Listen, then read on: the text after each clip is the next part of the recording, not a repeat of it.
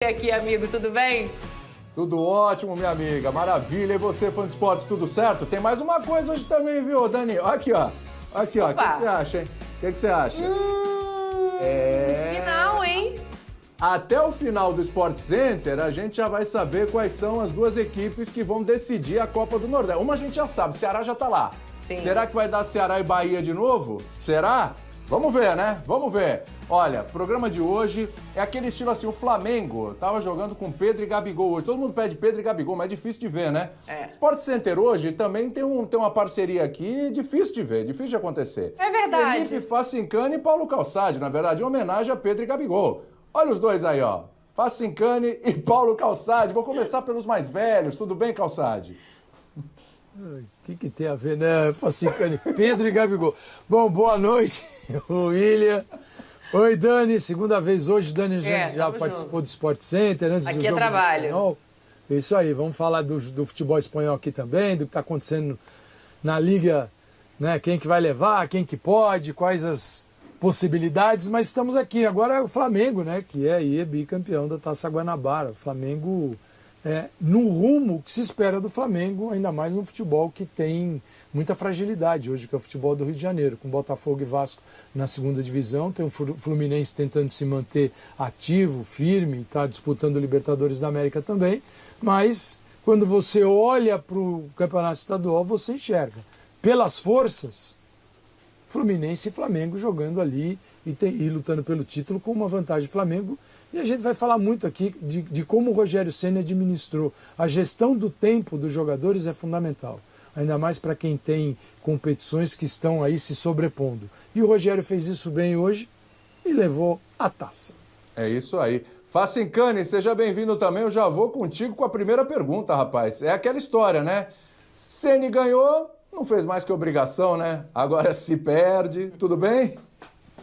Pois é, William, um abração para você, um beijão para Dani, todo mundo trajado da forma que o professor Paulo Calçade sempre pede, com garbo e elegância, né, do nível de análise de Paulo Calçade. E você falou da dupla Pedro e Gabigol, a dupla seria... Da cintura pra cima, né, da cintura pra baixo, a gente não pode mostrar o Calçade, hein?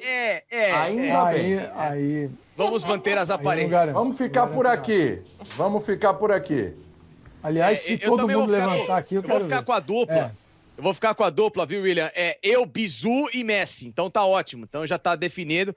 A gente manter uma ótima dupla pro programa hoje. Agora, é o seguinte, vamos lá. Falando sério agora. Um abração para todos, pro fã de esporte também.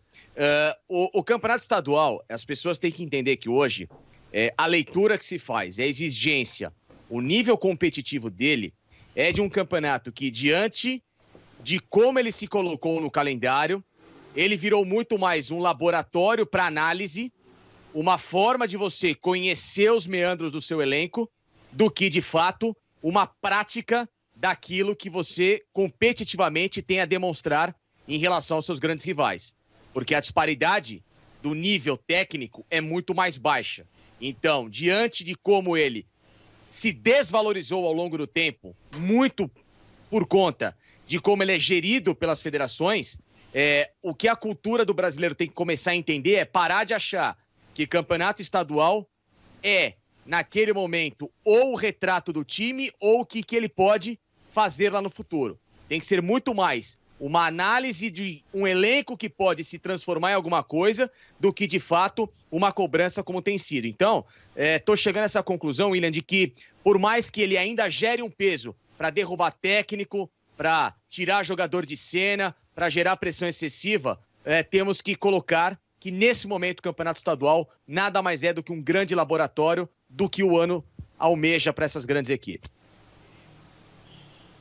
Acho que principalmente quando tem também uma Libertadores já começada, né, que os times têm que pensar nesse calendário insano, como definiu o Vitor Birner ontem, de preservação de elenco, preservação física, eu digo mesmo. Hoje o Ceni está numa posição contestada pela torcida, mas faz muito bem o papel dele dentro desse laboratório de campeonato estadual. Levanta a Taça Guanabara e agora está lá na semifinal do Campeonato Carioca. E aí, Calçade, eu queria te ouvir um pouco nesse sentido também, para a gente começar a pensar no que ele ganha de possibilidades, né? Claro que a gente não pode levar só 90 minutos em consideração, mas ele buscou muito recuperar o Michael nas partidas do Carioca. O Vitinho tem demonstrado papel importante ali também para esse time. Então, como é que você avalia esse laboratório, como traz o Facincani pra gente, do Flamengo no Carioca?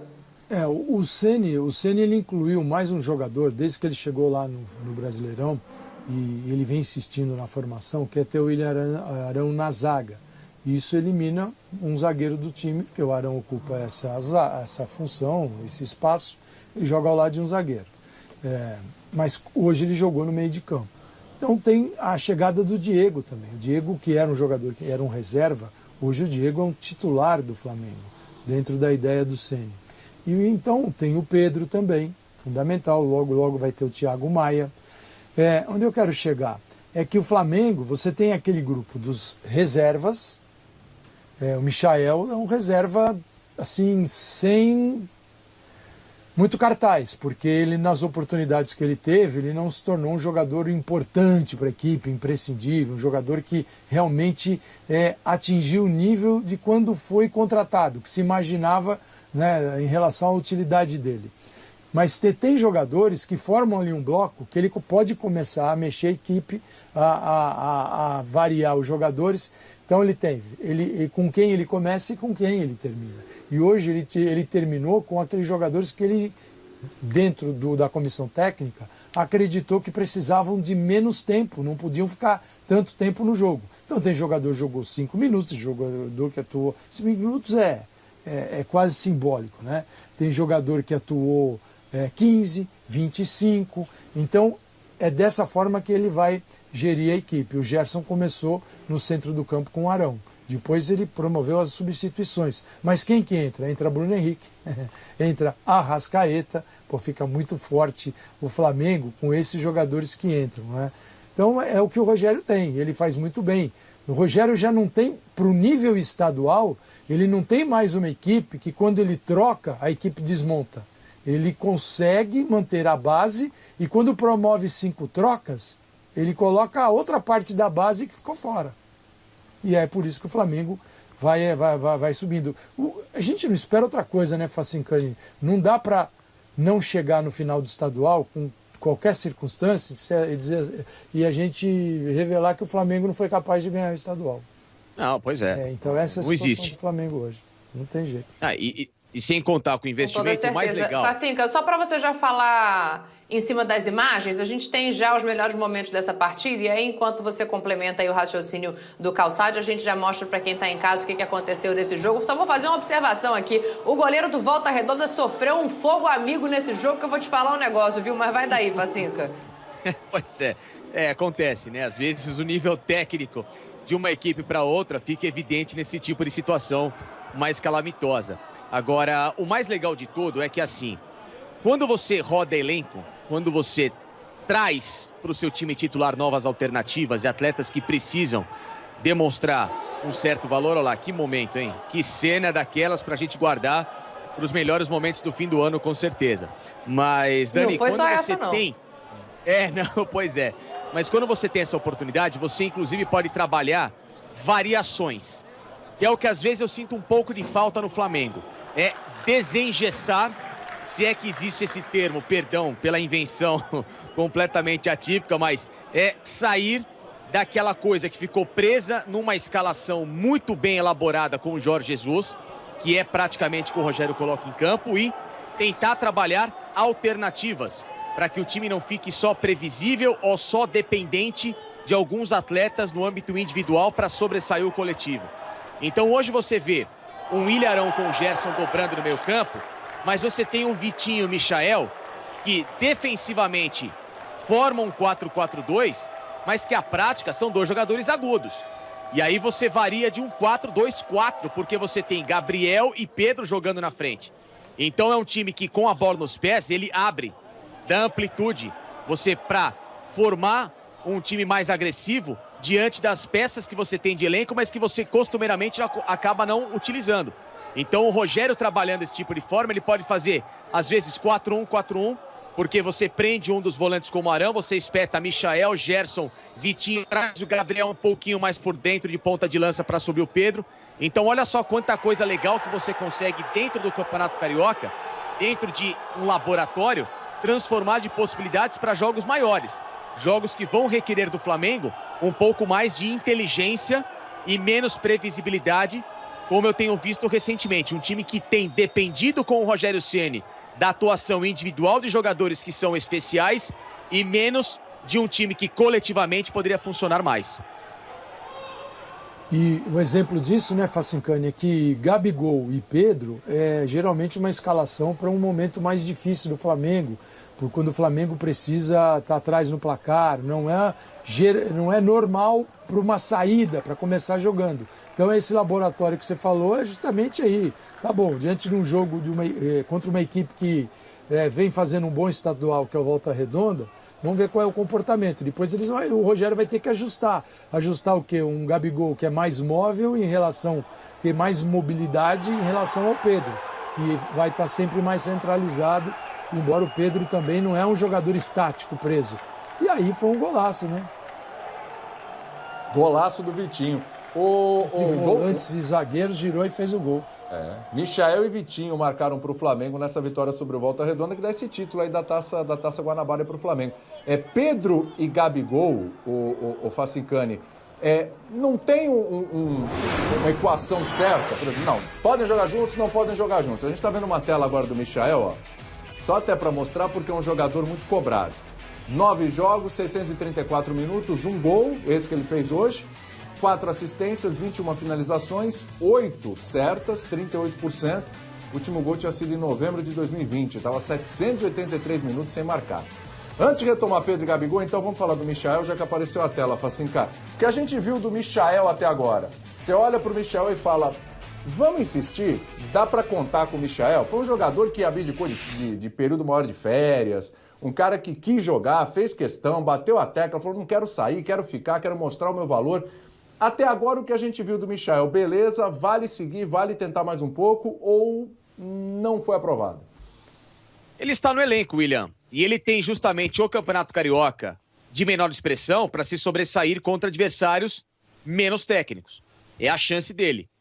Talvez é o grande limite para ver se daqui para frente ele tem potencial e competitividade para pressões maiores, como Libertadores, Copa do Brasil e principalmente Campeonato Brasileiro, pelo campeonato longevo que pode dar, inclusive, essa chance de demonstrar, rodada por rodada, ou então um atleta que o Flamengo possa ter de alternativa de mercado. O Flamengo investiu bastante.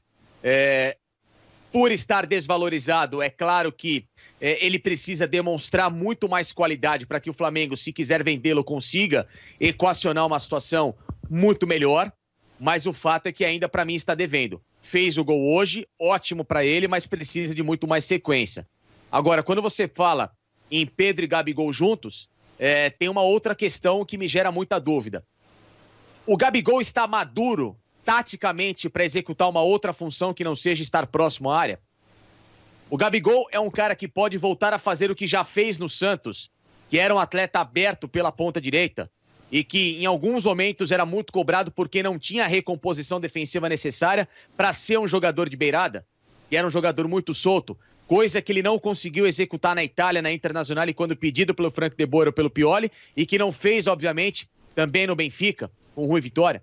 Então, são essas dúvidas que me geram em relação a essa dupla, porque tecnicamente são ótimos e todo bom jogador tecnicamente, quando bem ensaiado no âmbito coletivo, podem jogar juntos. A questão é, o Gabriel está preparado para executar uma função que ele nunca se sentiu confortável? É aí que o banco tem que responder, no caso, o Rogério Ceni. Quer responder, a Calçade? O Gabigol tá pronto? Não, eu não acredito mais nessa função com o Gabigol. O Jorge Jesus, o Gabigol com o Jorge Jesus, ele assumiu alguns papéis aí no time do Flamengo. O Flamengo não tinha, naquele título, não tinha Pedro ainda, né, no título da Libertadores. E o Jorge Jesus queria um centroavante que ocupasse mais a área, diferentemente do Gabriel. E Jorge Jesus e Gabigol se entenderam perfeitamente. Sim, e convivendo um pouco com eles, assim, até na entrega do prêmio, do Bola de Prata, do título do Flamengo do Brasileirão, de 2019, era impressionante. Claro que era um momento de extrema alegria, de um Flamengo campeão brasileiro, um Flamengo campeão da Libertadores, mas a proximidade dele com o Jorge Jesus, até assim nos bastidores, o Gabigol poderia ficar quem ele quisesse. E ele ficava ali do lado do treinador, tal. Você percebe quando existe ali um carinho, existe assim uma atenção especial. E o Jorge Jesus, quando chegou ao Flamengo, falou, o Gabigol, eu cheguei a pedir o Gabigol quando eu estava em Portugal. Então ali, pô, ele tinha o Gabigol e ele conseguiu tirar o melhor do Gabigol. Inclusive quando o Gabigol ocupava esse setor direito. Agora, retornar, fechar a linha de meio de campo, eu não acredito mais.